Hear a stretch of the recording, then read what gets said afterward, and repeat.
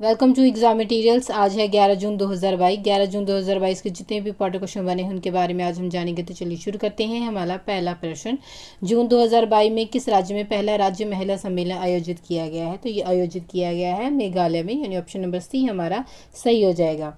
हमारा अगला प्रश्न है, जानवरों के लिए भारत के पहले कोविड-19 टीके का नाम क्या है? तो उसका नाम है एनोकोवॉक्स, यानी ऑप्शन नंबर ए हमारा सही हो जाएगा।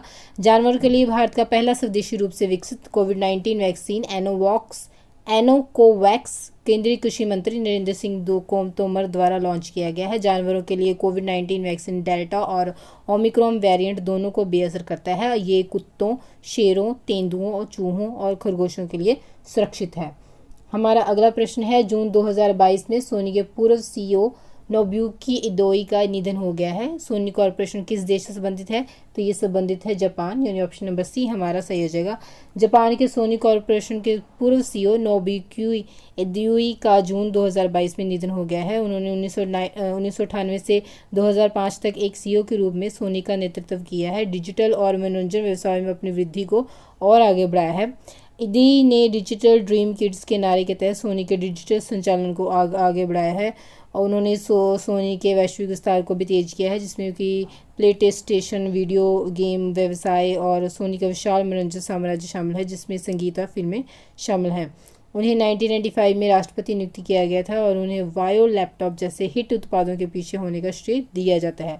सोनी कॉर्पोरेशन की बात की जाए तो इसकी स्थापना की गई थी 7 मई 1946 को। इसका हेडक्वार्टर टोक्यो जापान में है और इसके अंदर कंप्यूटर हार्डवेयर, उपभोक्ता इलेक्ट्रॉनिक्स, फिल्म, संगीत, रोबोट, अर्धचालक दूरसंचार उपकरण और टीवी शो और वीडियो गेम आदि वगैरह संचालित किए जाते हैं। हमारा अगला प्रश्न है, कौन सा शहर उत्तरी अटलांटिक संधि संगठन नाटो की मेज़बानी करेगा? तो ये मेज़बानी करेगा मैड्रिड, यानी ऑप्शन नंबर ए हमारा सही हो जाएगा। यूक्रेन के राष्ट्रपति वोलोदिमीर जेलेंस्की को स्पेन के मैड्रिड में उत्तरी अटलांटिक संधि नाटो के शिखर सम्मेलन भाग लिए आमंत्रित किया गया है, जो कि वहां पर आयोजित होने जा रहा है। शिखर सम्मेलन 28 जून और 29 जून को होगा और इसकी पुष्टि नाटो के उप महासचिव मिस्टर जोइन ने की है। हमारा अगला प्रश्न है, किसे हाल ही में अंतर्राष्ट्रीय मुद्रा कोष के एशिया एवं प्रशांत विभाग के निर्देशक के रूप में नियुक्त किया गया है? तो ये नियुक्त किया गया है कृष्णा श्रीनिवासन, यानी ऑप्शन नंबर ए बी हमारा सही हो जाएगा। अंतर्राष्ट्रीय मुद्रा कोष की प्रबंधन निर्देशक क्रिस्टियालिना जॉर्जीवा ने हाल ही में भारतीय अर्थशास्त्री कृष्णा श्रीनिवासन को एशिया और प्रशांत विभाग यानी APD का नया निर्देशक नियुक्त किया है। वे 22 जून को अपना पदभार संभालेंगे। IMF की घोषणा के अनुसार श्रीनिवासन चोंग यांग री का स्थान लेंगे। उन्होंने साल 1994 में आर्थिक कार्यक्रम के जरिए अपना करियर शुरू किया था। देख लेते हैं हमारा अगला प्रश्न। हमारा अगला प्रश्न है, कौन सा शहर भारतीय राष्ट्रीय अंतरिक्ष संवर्धन और प्राधिकरण केंद्र के मुख्यालय की मेज़बानी कर रहा है? तो वह कर रहा है अहमदाबाद, यानी ऑप्शन नंबर डी हमारा सही हो जाएगा। प्रधानमंत्री नरेंद्र मोदी के द्वारा कल ही अहमदाबाद के भोपाल में भारतीय राष्ट्रीय अंतरिक्ष संवर्धन और प्राधिकरण केंद्र के मुख्यालय का उद्घाटन किया है।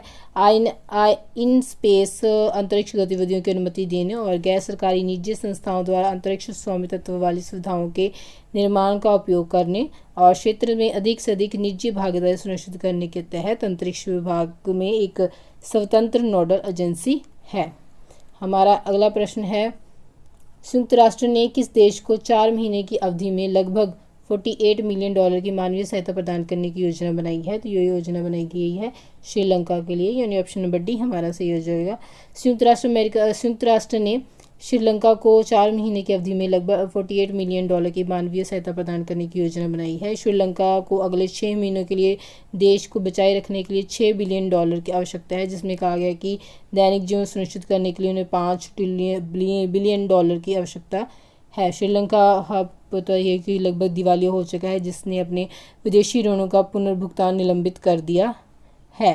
हाँ, देख लेते हैं हमारा अगला प्रश्न। हमारा अगला प्रश्न है, किस देश द्वारा अनिवार्य मृत्युदंड को समाप्त कर दिया गया है? तो ये समाप्त कर दिया गया है मलेशिया के द्वारा, यानी ऑप्शन नंबर बी हमारा सही हो जाएगा। मलेशिया सरकार ने मौत की सज़ा को ख़त्म करने का फैसला लिया है। ये कदम दक्षिण पूर्वी एशिया के लिए महत्वपूर्ण है, जहां मौत की सज़ा पाने वाले अपराधों में मादक पदार्थों की तस्करी, हत्या, अपहरण, आतंकवाद और यास्त्रों का कब्जा शामिल है।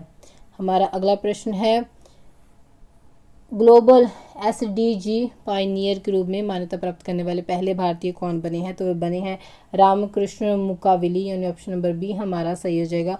रामकृष्ण मुकावली हाल ही में ग्लोबल एसडीपी पायनियर के रूप में मान्यता प्राप्त करने वाले पहले भारतीय बन गए हैं और उन्हें दुनिया में पहली बार है कि किसी भारतीय को संयुक्त राष्ट्र ग्लोबल कॉम्पैक्ट द्वारा जल प्रबंधन के वैश्विक सतत विकास लक्ष्य के लिए पायनियर नामित किया गया है। संयुक्त राष्ट्र ग्लोबल कॉम्पैक्ट ने 10 नए एसडीजी पायनियर्स को नामित किया गया है और जो कि कॉरपोरेट लीडर्स हैं, जो को मानवाधिकार, पर्यावरण, श्रम और भ्रष्टाचार विरोधी संयुक्त राष्ट्र ग्लोबल कॉम्पैक्ट 10 सिद्धांतों को लागू करने के लिए सतत विकास लक्ष्यों को आगे बढ़ाने में उत्कृष्ट हैं।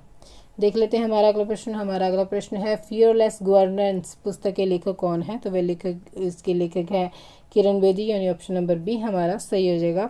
पांडुचेरी की पूर्व उपराज्यपाल किरण बेदी की पुस्तक फियरलेस गवर्नेंस का हिंदी संस्करण हाल ही में जारी किया गया था। किरण बेदी, जैसे कि आपको पता है कि भारतीय पुलिस सेवा में शामिल होने वाली पहली महिला है और उनके अनुसार ये पुस्तक सुलभ, जवाबदेह और जन केंद्रीय शासन का एक व्यवहारिक मॉडल प्रस्तुत करती है जिसे देश के वर्तमान नेतृत्व द्वारा प्रोत्साहित किया जा रहा है।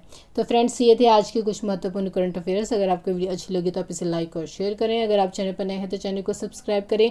वीडियो को देखते रहने के लिए धन्यवाद।